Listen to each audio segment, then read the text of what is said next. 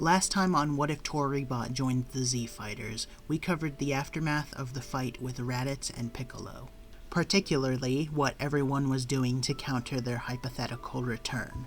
They hadn't confirmed the kill on Raditz, nor Piccolo obviously, and they hadn't heard from them ever since.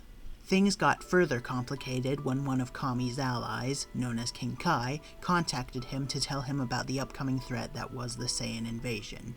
Frieza ordered Vegeta and Nappa to go to Earth to investigate why Raditz had ordered 2 extra space pods, and yet not a single one of those 3 had ever returned. Knowing of this threat encouraged the Z Fighters to continue their training, with power levels being covered in the last part and Goku learning to control his Uzaru form. And now, we face down the day the Saiyans arrive. Since the battle with Raditz happened a week later than normal, Vegeta and Nappa land 6 days later than in canon, although still a day earlier than King Kai predicted. Fortunately, they have no need to gather the Dragon Balls, seeing as everyone's already alive. Sensing the oncoming power levels scrambles the Z Fighters into action. Over at King Pilaf's castle, Tien is the first one to sense them, snapped out of his meditation. He begins yelling out to the others, prompting Krillin to go run into the castle and warn the Pilaf gang. In the coming minutes, everyone prepared to the best of their ability for the oncoming battle. With Goku and Chi-Chi off to leave Gohan with Kami and Popo, Tien was the one leading the flight towards the Saiyans. A couple more minutes pass. They touch down in the confines of a half-destroyed city thanks to the efforts of Nappa. Vegeta commanded him to halt for a moment, drawing his attention to the prince and the new group of people standing before him. The Z Fighters weren't the only new people to show up, though. Piccolo and Piano touched down too, to the confusion of Vegeta and Nappa. One of them is clearly a Namekian, and the other is some other thing they're honestly not sure what he is. Piccolo approaches them on his own, asking to talk to them behind a nearby skyscraper. Vegeta makes a joke about Piccolo begging them for mercy, but Piccolo tells him that, if anything, he's looking for an alliance. This gets Vegeta's attention. Not because they need his help, but it's all too funny that a Namekian like him would want to work on the side of evil. Behind the building, Piccolo explains his former partnership with Raditz. He and Raditz had one goal somewhat in common: removing Goku, or Kakarot as the Saiyans have called him, from Earth. Piccolo wanted to do that via fatal means, but Raditz just wanted Goku kidnapped, and honestly, Goku hadn't ever hurt Piccolo that much really, so he could live with that. Plus, Raditz wanted to kidnap Goku's half-Saiyan, half-human hybrid son too. Then maybe have Piccolo himself join them up in space at a later date, establish diplomacy and all that. See, Piccolo's supposed to rule this planet, but Goku/Kakarot and all his friends, they keep getting in the way of that. And they outnumber him too much for it to be a fair fight. Obviously, Vegeta and Nappa aren't here for a friendly chat with these folks either. They're here for... well, at this point Piccolo lets them take over. Nappa confirms that they're here to find out what happened to Raditz. Piccolo then explains the whole incident and how they sort of overpowered Raditz and cut off his tail, and then presumably he ran away. He never felt Raditz's power go down to 0, and Goku isn't the type of guy to have him killed in these circumstances, he thinks. But he's also not sure. Either way, it seems like they have a common goal in mind here too. Investigating this case inevitably means taking out Raditz's killers, right? If so, then Piccolo is just the right man to help. Vegeta mulls it over for a moment. Then he lays the question on the table. Why does a Namekian, someone from such a peaceful species, care so much about vengeance and conquest like this? Piccolo brushes it off. He's not a Namekian. He's a demon. And if it answers the question, the robot over there, Toribot, just so happened to kill his father. That tells Vegeta all he needs to know. With his hand reaching up to Piccolo's shoulder, he gives him a devilish smile. Alright, they can work together. With a new vow acquired, it shall become the wings of rebellion that... oh, that's the wrong franchise. Still, Piccolo will be working with the Saiyans. He also informs them that the pterodactyl-looking man over there is his older brother, Piano, and would like for him to work alongside them too. If it means less effort expended on trash like this by himself and Nappa, then by all means, Vegeta gladly accepts Piano into their team. By this time, Goku and Chi-Chi have already come to the destroyed city and met up with their friends. When Nappa takes notice, he makes a comment about Goku, or rather Kakarot, concluding that he's the guy in orange. Piccolo vouches for that. Vegeta chuckles. Of all the people to give Raditz trouble, it was his own, even lower-class brother? He supposes the fact that Raditz was jumped may also have played a tiny bit into it too. Either way, there's no chance any of them are even anywhere near their level. He instructs Nappa to read everyone's power levels, to which the brutish Saiyan obliges.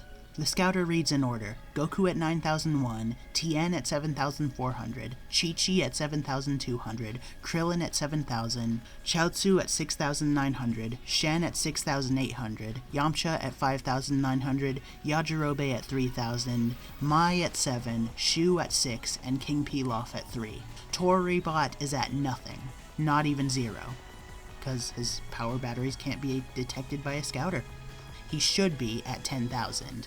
The Pilaf gang mechs are also all at 2,000 each as well, or 6,000 fused, but the scouter can't read that either. With Kakarot's power that high, Nappa admits he can understand why they'd have given Raditz trouble. Or, that is, if those powers were correct. This scouter must be broken, so he takes it off and tosses it behind him. It is pretty interesting how diverse Earth is, though. There are Saiyans here, a Namekian, a Triclops, he points at Tien, and then there's also whatever Chaozu is. Nappa's honestly not sure. Something else that catches his interest is how low the power levels of the Pilaf gang are. Plus Toribot, who can't even be scanned. They must be real weak. Nappa raises his palm to fire a blast at Mai's mech, but Vegeta momentarily apprehends him. No. That can wait. After all, they need to test out the powers of their new recruits, too. And if Nappa's scouter really is broken, then it'd be useless to scan them. Nappa sighs, but he relents. If that's how things are gonna be, he supposes he'll just listen to the prince. Vegeta, Nappa, Piccolo, and Piano all step closer to the Z-Fighters in a confrontational manner. Except, Goku puts his hand on the back of his head and sheepishly asks if they could maybe move their fight elsewhere? Causing any more destruction to the city wouldn't really be reasonable, especially since there are still other people here. Probably. Plus, if they went to a wasteland or something, the terrain would be a lot better to fight in, too. And Nappa agrees. He states that they can't plant Cybermen on asphalt, and if it makes it easier to dig these chumps their graves, then he's fine with that. Vegeta relents.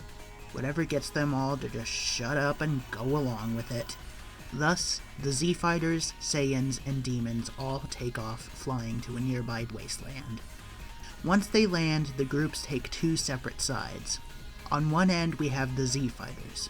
On the other are the Saiyans, Piccolo, and Piano. Piccolo volunteers to start the battle off strong, but Nappa stops him. See, the thing is, he's been needing a new vacuum for a little while, ever since he accidentally broke the one in his lodging grounds a couple weeks ago. Piccolo looks at Nappa like he's stupid. Nappa further explains that he has a special little group of seedlings that can make the dinky robots over yonder look like a bunch of Roombas. Piccolo rolls his eyes, but he steps back. If the Saiyan's gonna start munching on pumpkin seeds or whatever, it'll just leave more time for Piccolo to prove his worth to the real Commander-in-Chief. Kicking up a bit of dirt, Nappa crouches, retrieving his vial of Cybermen seeds as well. He pours in 4/6 of the goop. If you've ever wondered why I sound kinda fucked up when I talk, it's 'cause my teeth are misaligned. 4/6 of the goop. See, I can't say that normal. He advises Piccolo and Piano step back. Vegeta's already taken a seat on a nearby rock. Over the next half-minute, several green cabbage-like shapes start bulging out of the ground. And when they're ready, their hosts hop right out, revealing 4 Cybermen. 1 Cyberman to face each mechanical warrior. And he makes that sentiment very clear. All 4 of those robots are going to be going one-on-one against the Cybermen. Pilaf takes a few steps forward in his mech. From out of his palm snaps a staff, one that had been drawn up for him by Toribot a while ago. He says that if Nappa needs to get a new vacuum, then he's gonna have to look elsewhere, because all the machines on this battlefield should be more than sufficient to defeat not only the Cybermen, but also him, Piccolo, Vegeta, and most of all, Piano 2. Piano takes great exception to this. Why are they singling him out? Furthermore, Pilaf is the Emperor here, not any of these pitiful plants, so if anything, they should be groveling and kneeling right before his might this very moment and shining his mech's footstubs for him. Nappa chuckles. If this little imp's so brave, then maybe he should put his money where his mouth is. One of the Cybermen is commanded to attack, lunging towards him, but Pilaf disappears. What's that? Teleportation? No, merely an afterimage. But Pilaf's mech is noticeably faster than the Cybermen, and they quickly find out, stronger too. Reappearing behind the plant, Pilaf smacks him on the back of the head with his staff. The Cyberman turns around, only to get hit on the head again. With 2 more additional smacks to the head from the staff, he falls unconscious before he can even land a single blow. Nappa insults the fallen Cybermen, though he commends Pilaf. Maybe that machine isn't so useless after all? This planet has some pretty good soil, it seems, so that Cyberman should have been pretty strong. Probably a whole Raditz's strength. Surely not all the mechs can be that strong, can they?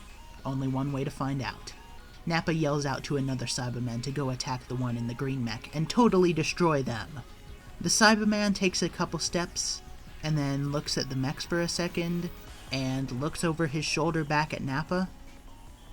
Oh, right. The Cybermen are colorblind. Yeah, they're like dogs. Okay, well, the one with the tail, the big machine with the tail, that one, go attack that one. Ah, okay. The Cyberman nods, jumping into action against Shu. While Shu's mech is both faster and stronger than the Cyberman is also more maneuverable than him, making it moderately difficult for Shu to be landing as many blows as he wants to. To ensure he can at least get off some damage, he activates his flamethrowers, dealing critical burning damage to the Vegetoid monster when he has the chances. He also employs usage of his mech's tail to smack the Cyberman to the ground, Godzilla style. The Cyberman goes for one last desperate move, clinging onto Shu's chest. He starts cackling and glowing, but before he can do anything, due to his close proximity to the hole of the flamethrower on the mech, a few bursts of flame are more than enough to burn the poor creature to a crisp. By this point, Nappa's already started to get annoyed. These robots really are something, huh? Well, the bigger they are, the harder they fall. Thought the motherfucker who's the biggest non-mech pilot here? Jokes aside, Nappa tells the third Cyberman to go in and target Mai. He quickly runs out towards her, but her mech is probably the most useful against an attack like this out of all of them. Her mech's arms are long enough for her to be able to grab on, open up the hatches on the front, and fire a stream of rainbow lasers out from them to slice right through the Cyberman. Nappa sighs. He huddles together with the fourth Cyberman, points over to Toribot's direction, and tells him to go attack him too. The Cyberman nods in understanding. The two give each other a fist bump and go on their separate ways. Taking a stance on all fours, the Cyberman rushes Toribot. Toribot is able to quickly punt the Cyberman upward, grab him by the wrist, twirl him around, put him in a hammerlock, and hit him on the back of the neck with his elbow, knocking him totally unconscious. Toribot tosses the Cyberman aside, making a knuckle-cracking gesture over to Nappa. Of course, the gesture is pretty much lost on him since Toribot only has claws and no knuckles or opposable hands. Honestly, it's a wonder he's even able to draw or hold any object at all, isn't it? Truly a testament to his artistic ability. Nappa just shakes his head. Crouching back down, he opens the Cyber Vial one more time, scooping aside some dirt to pour the last remaining liquid inside. A moment passes, and two more Cybermen are born. The second they're out of the metaphorical womb, Nappa yells at them to go in and attack the robot in the gi. Somehow the Cybermen understand what a gi is, and they immediately go to jump him. One of them jumps him by jumping, and the other runs out on all fours just like the Cybermen before. It seems like there's no way for him to avoid both of them, right? Toribot is able to stick his hand out to grab the jumping Cyberman by the throat, using him to smash down onto the back of the other Cyberman. He hops up to the sky with all of his might and channeling in on an old technique. A technique he's only ever used one time, 5 years ago. He comes barreling down with Nom's cross-arm dive. When Toribot lands, he can hear the ribcage of the Cyberman on top breaking, and both of them fall unconscious soon after. He puts his hand on the back of his head, rubbing it nervously. Well, he certainly didn't intend to injure them that badly. Maybe he went a little bit too hard. Sure, he didn't kill them like certain other party members had, but even still, he can't say he doesn't feel bad about it. Broken ribs sound like they suck. Not that he'd know or fully comprehend or have any experience with it because, That said, he's not going to heal them either. Sorry, Cyberman, you're just going to have to suffer like that. Poor little dude. Pilaf orders Mai to go collect the bodies. Apprehensively, she agrees. Mai waddles over in her mech, grabbing the 2 Cyberman corpses and putting them into a pile, and then making another pile with the 4 who still live. Seemingly out of options with the whole Cybermen thing, Nappa pressures Piano into fighting. Tough shit though, cause he doesn't want to. Piccolo tells him to do it and get it over with. If he targets one of the Pilaf gang, he should be able to take them out pretty quick. Piano sighs, but he follows through on the request.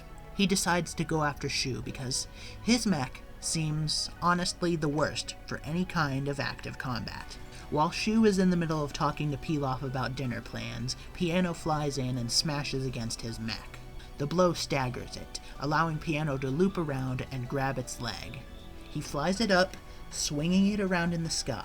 Shu uses his mech's flamethrower on Piano, catching him by surprise, but it causes the mech to fall from his grasp. Shu uses his eject button to escape before he can fall alongside it. Piccolo and Nappa are about to take pot shots at him and his mech, but Chaozu and Shen slow them down just before they can. Shu floats back down to safety, however his mech is about to crash. But Toribot was able to fly in, and he grabs the mech by its leg. The hatch on the back still open, he brings the mech to Pilaf and Mai, and then brings Shu over. The fight resets. Piano floats back down, facing off against the Pilaf gang and Toribot.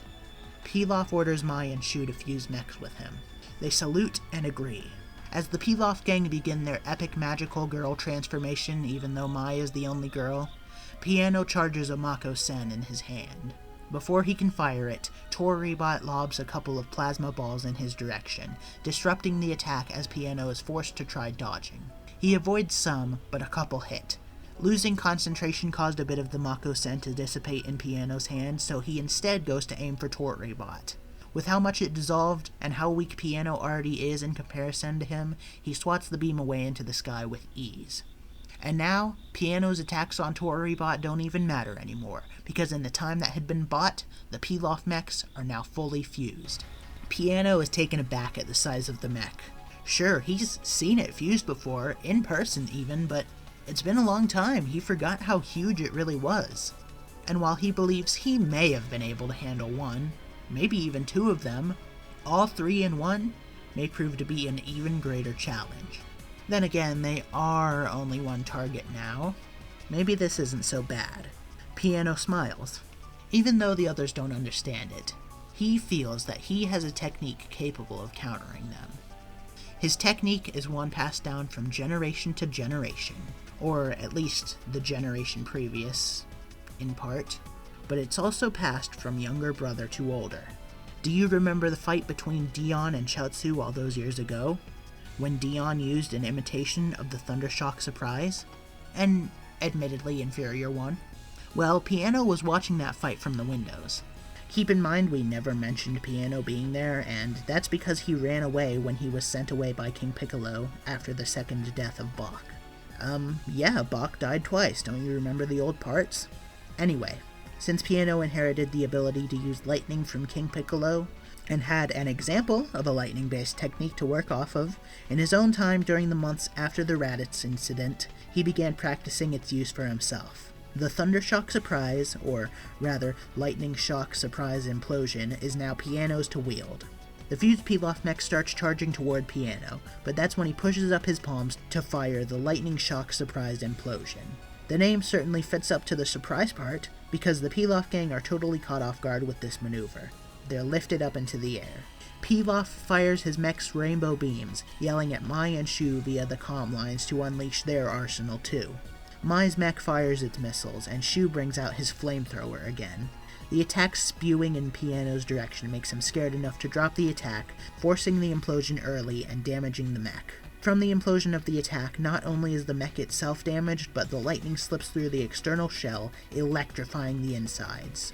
Pilaf and Shu fall unconscious while Mai barely clings on. She goes to fire more missiles again, but the mech has totally frozen. She tries her eye lasers, and again, nothing. She tries to move the arms to go for a punch. No matter what she does, nothing's working. Piano appears before her with a hop and kicks the mech over, bowling it onto its back. The impish demon smirks devilishly as he rubs his hands together. He slowly advances to the mech. Seeing them defenseless, the closest person to the situation, Toribot, hops over to come to the aid of the Pilaf gang. Even faster than a bolt of lightning, even sturdier than a burning building, he scoops up the mech, bringing it over to the bodies of the broken and bruised Cybermen. As much as Mai tries to hit her eject button, nothing happens. Toribot jumps up to hit Pilaf's window with a super precise shot from the back of his claw hand. With just the right amount of force, the glass is shattered, yet Pilaf is unaffected because that glass is now ash. I mean, he really shredded that stuff, jeez. Toribot crawls in through the now destroyed window, and when he's inside, he smashes the enclosing of a sealed button on the control panel, an emergency reactivation button. With a quick press, the process begins, and when Pilaf's mech awakens, it'll awaken the other two as well, since they're all fused together and now sharing the same collective power source. Still, it'll take a few minutes for the thing to fully boot back up, so Toribot takes out his pencil to draw the window back into place. Yajirobe makes a comment about how watching those Cybermen get knocked out, plus this current fight, is making him hungry. Shen chuckles. He looks at Yajirobe and points to Piano. Seeing as his current foes are distracted with something, he has to wonder, has Yajirobe ever eaten a demon before? Well, you know what? In this timeline, no! Yajirobe snorts. Well, there's no harm in trying something new. He's not picky. Yajirobe pulls out his sword, smirking. Piano takes a few steps back, arms raised meekly in defense. Nuh-uh. No way is he gonna willingly let himself get eaten. That is just disturbing to more people than just himself. Goku, Chi-Chi, Tien, Chaozu, hell, Toribot, all of them who heard what Shen and Yajirobe were talking about, are pretty disturbed. Especially Toribot, who's never really understood the appeal or benefits of eating outside attaining the basic nutrients. Carnivory is an even more disturbing subject to him, although in this case he supposes it could be justified. Oh, but while he was thinking about this, Yajirobe had already sliced Piano clean in half from the chest down horizontally. Not necessarily fatal, but chances look pretty grim. Off to the side, Piccolo was watching on with the Saiyans. He saw Piano take his fighting stance against Yajirobe, and then immediately get slashed in half. He's completely shocked by this. Piccolo forms one clone of himself, sending it in to fight Yajirobe, while he swoops in to take Piano behind a rock. Behind the rock, Piccolo lays Piano down. The rock then makes a derogatory comment to Piccolo, calling him a Rudy Poo. Candy ass. That's not really how he sounds. Piccolo smacks the rock across the face, and then he smacks me across the face for not being very good at a Dwayne, quote-unquote, The Rock Johnson impression. And then he moves Piano behind a big boulder instead. The Rock is angry. I'm in pain. The boulder feels nothing, since the boulder isn't sentient. Piccolo grants him a bit of energy, helping Piano regenerate his body. Still, it takes most of his energy out of him. Piccolo instructs Piano to rest. He'll bring him back out if necessary. You know, for their plan. Piano nods, thanking Piccolo for the energy. Piccolo waves it off. But now, he has something to do, so he flies right back into his clone, turning two back into one. Piccolo's power is about 6/8 now, but he gets hit right on the cheek with a slice from Yajirobe's sword. Yajirobe squeaks when he sees Piccolo merge back into himself, as well as feeling the sudden increase in power. Piccolo looks down to Yajirobe, putting a hand over his bloody cheek. Without breaking eye contact, Piccolo uses his other hand to smack Yajirobe to the ground. Yajirobe tries getting back up, only earning him a stomp on the arm from Piccolo. Yajirobe rolls onto his back, wide-eyed and staring at Piccolo. The demon just mocks him. What, did the chubby little samurai get in over his head? He wanted to eat piano? Him? Well, he's going to learn all too soon that demons like them are the predators in this world. Humans, robots, good-hearted Saiyans, they are nothing but prey. Piccolo stretches his arm out, grabbing Yajirobe by the collar. He tosses the blade-wielding warrior up into the sky, preparing to fire a mouth beam to kill him, but he can't. It's almost like his body is frozen. Shen had used his paralyzation technique in joint with Chaozu, stopping Piccolo dead in his tracks. Seeing as the two of them are collectively stronger than him, he cannot break free. Yajirobe readjusts himself in the air, clutching onto his sword. With his friends giving him such a great opportunity, he'd be remiss not to, well... Yajirobe comes swinging down, slicing straight through Piccolo's arm.